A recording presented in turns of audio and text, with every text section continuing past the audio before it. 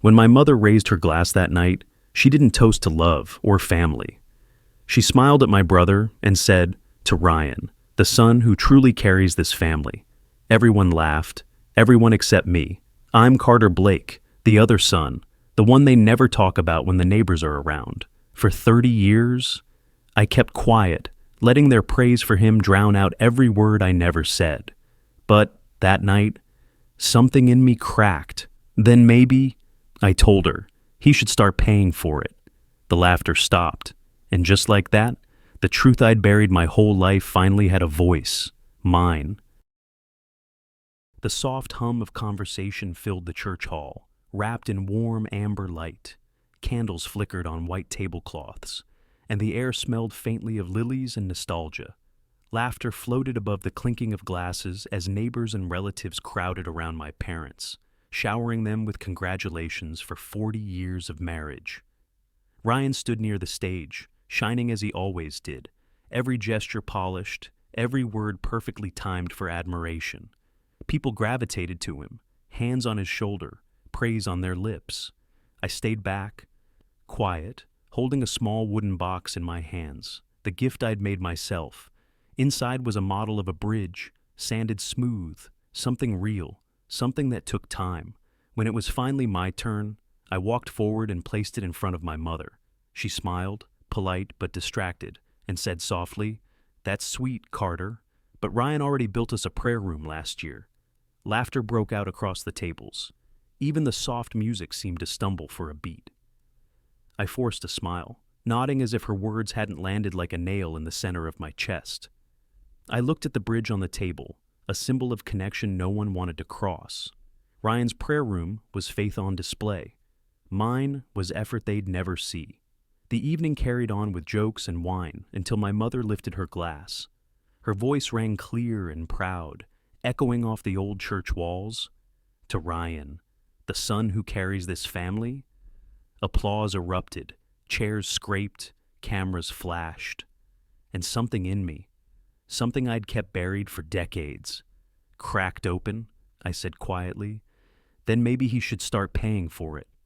The room froze. The laughter vanished as quickly as it had come. My father stared at me. Ryan's smile faltered. My mother's face tightened, caught between pride and embarrassment. I set my glass down, turned, and walked toward the door. Outside, the rain had started, soft at first, then steady.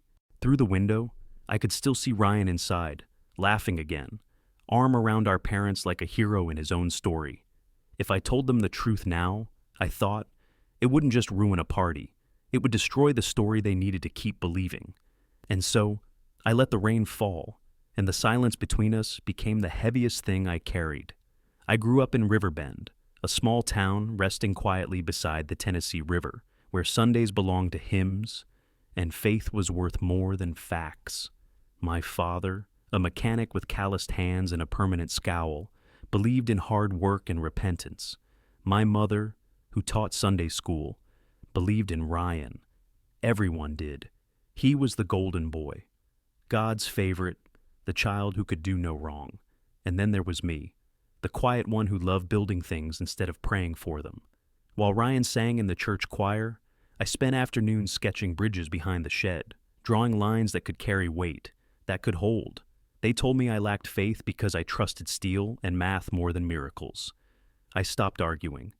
It was easier to let them believe I was lost. One hot summer afternoon, Ryan slipped from the dock and fell into the river. I jumped in after him, dragging him out, coughing and crying. When Dad arrived, soaked and furious, he didn't ask if I was hurt. He just shouted. If you hadn't distracted him, he wouldn't have fallen. Ryan clung to him, shivering. I stood there dripping, invisible again. That day, something in me shut off. I stopped expecting to be seen. A few months later, during Sunday class, the church's donation box went missing. Ryan said he'd seen me near it. My mother slapped me in front of the congregation before I could speak. Hours later, Ryan slipped into my room, dropped a crumpled envelope on my desk, and whispered, "Sorry. I just didn't want them mad at me." He left before I could answer. That was the night I stopped praying. Dad used to say, "Ryan will be our legacy." I wrote the words down once and stared at them until they blurred. Then I whispered a promise to myself, one I never broke. I'll build something that lasts longer than prayers. At 18, I packed everything I owned into a beat-up truck and drove to Texas to study civil engineering. My mother cried on the porch, saying I was turning my back on God. Ryan hugged me with that practiced warmth of his and said, "Don't worry, I'll take care of him." I believed him. I shouldn't have. College was survival, classes by day, construction jobs by night. I sent home what I could, $800, then $12, then more. All through Ryan's account because my parents didn't trust machines and passwords. The first transfer read simply, "For Dad's tools." Years later, when I came home for a visit, the house was freshly painted. The walls gleamed in the same pale color I'd mentioned years ago. My mother proudly told me, "Ryan's been supporting us all these years." Such a blessing. I didn't correct her. My eyes drifted to a thank you card on the mantel addressed to Pastor Ryan Blake, our generous son. That night, I wandered into Ryan's office while everyone slept. Papers were scattered across his desk, bank statements, every deposit I'd sent, every dollar I'd earned, now under his name. My throat tightened. I thought about waking my parents, showing them the truth. Then I heard my father's voice in my head, cold and sharp. "Don't ruin your brother's reputation." I folded the papers, set them back where I found them, and walked out. Sometimes silence isn't peace, it's burial. From that moment, Ryan and I began walking two very different roads. He built his sermons. I built bridges. His faith brought him followers. My work built things that could actually hold. But I should have known. Money and faith don't stay in separate worlds for long. And when they finally collide, someone always gets crushed. 15 years had passed since I left Riverbend, and life had drawn two completely different paths for my brother and me. Ryan became the face of faith, a celebrated pastor in Knoxville whose sermons went viral online, preaching about love, generosity, and redemption. I lived 2 hours away in Nashville, building bridges and overpasses that carried real weight, not metaphors. I married Emily, a community lawyer with more conviction than most preachers I'd ever met. She believed in justice. I believed in duty. Somewhere between those two things, love had learned to survive. Every month, I wired $3,000 through Ryan's account so my parents could cover their medical bills and groceries. It wasn't much, but it gave me a quiet sense of peace. At least, until my mother called. "Ryan fixed the roof again last week. He's been such a blessing. You should visit more often. Carter, you never help like he does." I swallowed hard, smiled into the phone, and said only, "I'm glad he's there for you." That night, Emily overheard the call. "Do they even know it's you sending the money?" she asked. "It doesn't matter," I said. "As long as they're okay." She shook her head, disappointment sharper than anger. A week later, she caught me wiring funds from my company account. "You're not helping them, Carter. You're paying for your brother's illusion." This isn't love anymore. It's self-erasure. I told her it was my responsibility as a son. She told me I was mistaking guilt for virtue. That was the first time the silence between us felt like a crack, not comfort. Then came the anniversary of Ryan's church.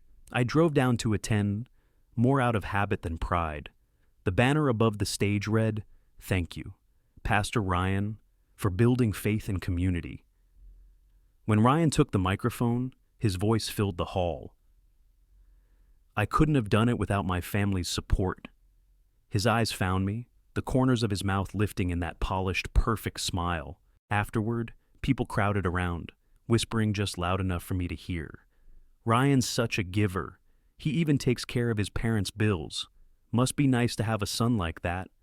The applause, the cameras, the praise, it all belonged to him. But the money had come from me. For years, I'd been financing his halo. A few days later, Emily showed me an email. Ryan Blake, authorized user. Added, he had opened a credit card under my name. "He's using your identity, Carter, for his reputation and his lifestyle." I called him.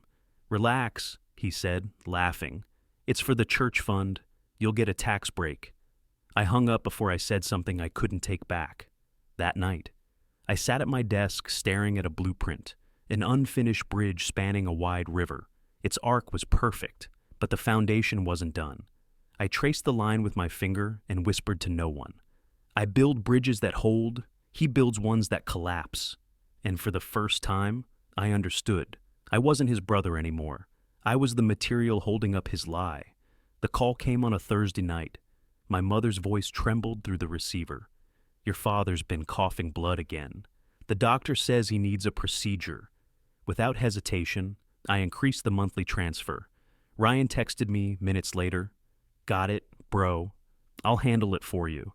3 weeks passed. My mother called again, cheerful this time. "Ryan's been paying for all of Dad's treatments. We're so lucky to have him." I didn't correct her. I just nodded to an empty room. But something didn't sit right. Emily noticed. She always did. "Carter, have you seen the hospital receipts?" she asked. I hadn't, so I called the billing office myself. The woman on the line said the bills were mostly unpaid. Only a few small cash payments had been made, about $400 total. I felt the blood drain from my face. Emily's didn't hesitate. "He's pocketing your money, Carter." "Maybe he'll fix it later," I said weakly. She slammed her hand on the table. "You're not fixing bridges anymore.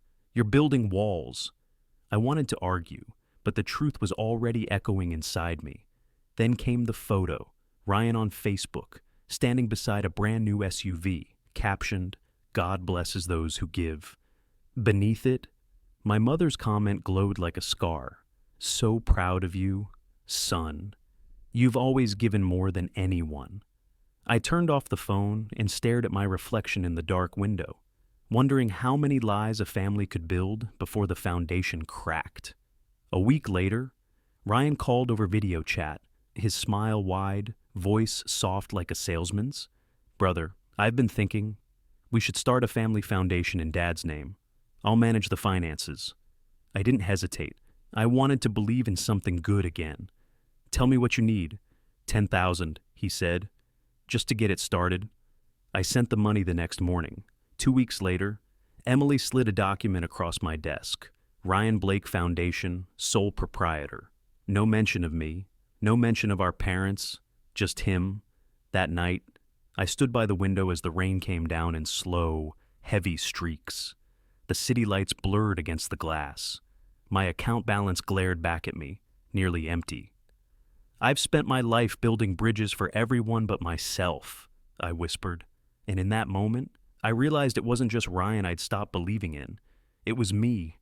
After Ryan's foundation began, I lost a major contract in Nashville. Money grew tight, yet every month I still sent $3,000 to my parents and $2,000 more to Ryan's fund. Emily had enough. "You're not their son, Carter. You're their wallet. You can't keep funding their illusions." I stared at the floor. Maybe that's all I'm good for. Weeks later in Knoxville, I saw a shiny plaque in my parents' living room, presented to Pastor Ryan Blake for his generosity and devotion. Below it was my company's logo. "Who gave him this?" I asked. "His parishioners," Mom said proudly. "He helps so many. You could learn from him." The bridge model I'd built years ago sat covered in dust. Ryan had used my name, my work, to buy his halo. That night I listened from the back of his church as he preached.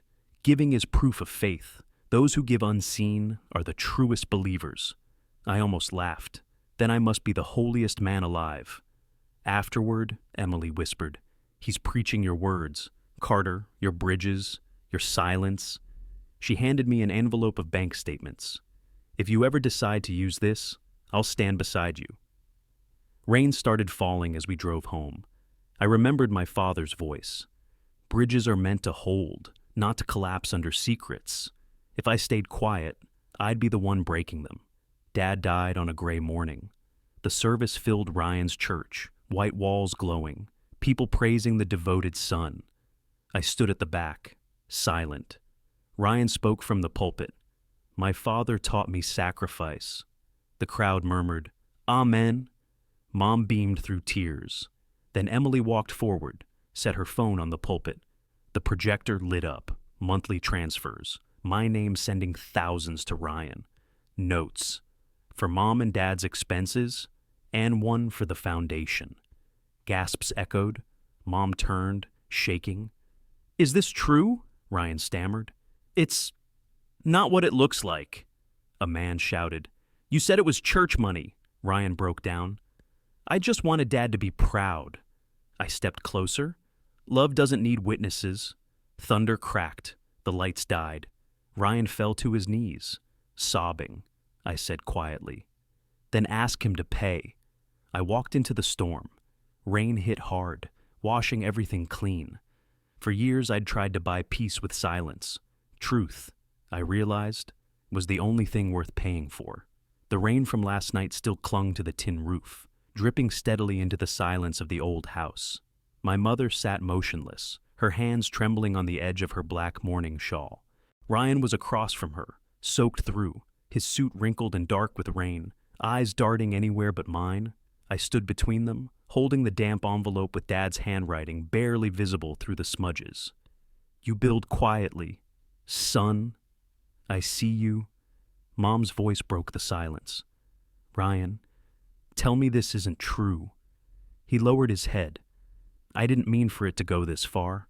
I only took a little at first, to pay debts. Then people started praising me, and I couldn't stop." I stared at him. "So you lied? To them? To me? To her?" He snapped, voice cracking. "You think I wanted this? You had everything. Respect, patience, a real life. I just wanted Dad to be proud of me once." Mom began to sob, clutching my hand.